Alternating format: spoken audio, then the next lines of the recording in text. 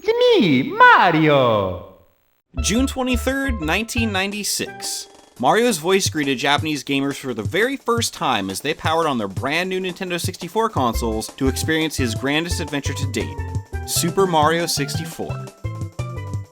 It's no secret that Super Mario 64 is my favorite game of all time, and that I will take any opportunity that I can to sing its praises and talk about what a wonderful and magnificent game it is to anybody who's willing or even unwilling to listen.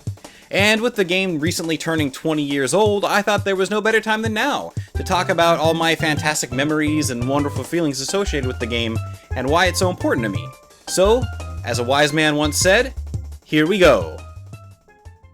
I didn't get a Nintendo 64 when it first launched, but I did spend a good amount of time playing it before I ever actually owned the console. When I was a kid, my dad would take my sister and I out to dinner and over to the local Toys R Us to play all the video game kiosks. We would often joke that one day we'd go in and our pictures would be on the wall for spending so much time in there without buying anything.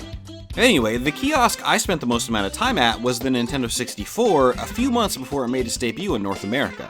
I was completely enraptured with Super Mario 64.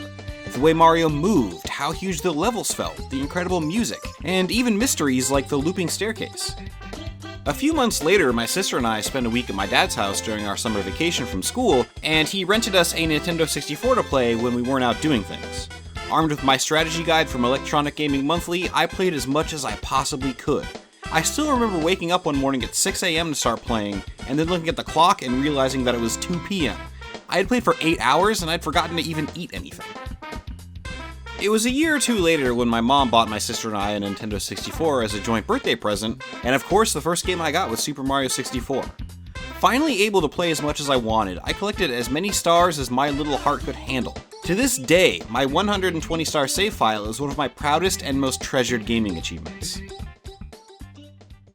To this day, Super Mario 64 just has this kind of magical quality to it, and it just feels special in a way that other games don't. And it's the game that I always go to when I need a pick-me-up, because no matter how I'm feeling, whenever I pop it in, it makes me feel the same way now as it did when I first played it 20 years ago. And it's really to Nintendo's credit that they managed to transition Mario into 3D so perfectly. Super Mario 64 and the Nintendo 64 controller were clearly designed for each other, making all of Mario's new nimble acrobatics a breeze to pull off. Butt stomps, triple jumps, and more make Mario more mobile and well-rounded than he's ever been before, and even 20 years later there are 3D games that don't control as well. And the music. Don't even get me started. Well, I got myself started, so I can say that the music is so good, and I think it's really some of Koji Kondo's absolute best work. If you ask me, Bowser's Road is secretly the best song in the entire Mario history, evoking a feeling of stark determination that hides the shaky fear of navigating the perilous path to your battle with Mario's nemesis.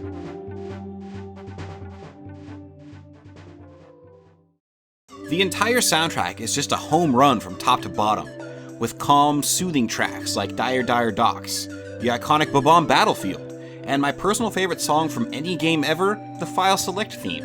And if I'm being honest, I still get choked up whenever I hear the credits theme. Super Mario 64 wasn't the first 3D platformer, but it was definitely the game to really establish how to make platforming work in a 3D space. While the camera can, at times, feel like it's not doing what you want it to do, everything about moving Mario around in 3D just works.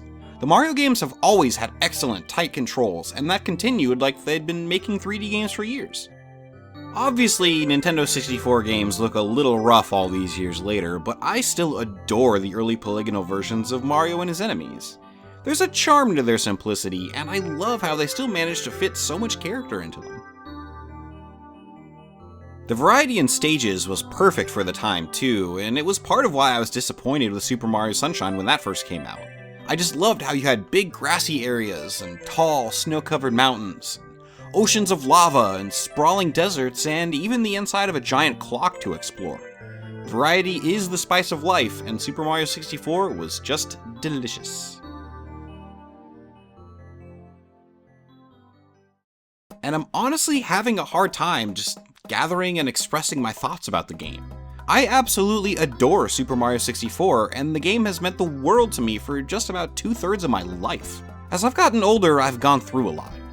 Things have changed, I've been to different places, I've faced big struggles. Video games have always been a nice way to escape the stress and anxiety of adult life, but there hasn't been a game to truly take me back in time like Super Mario 64. It's a time capsule for my youth, and even though I was a young teenager when I finally got my Nintendo 64, when I think about that time, it was still a time filled with friends and optimism and good times and just overall contentment. Super Mario 64 never fails to take me back to that time. And that, coupled with the fact that it's just a really great game, is part of why it is my favorite game of all time. So I could go on and on and on and on for days about how great Super Mario 64 is and how magnificent every single aspect of it is and how much it means to me. But I'll spare you. I just want to take a few minutes to just kind of indulge and celebrate my favorite game turning 20 years old. And that's all I got for today, so until next time, remember, love games, love yourselves, and love each other.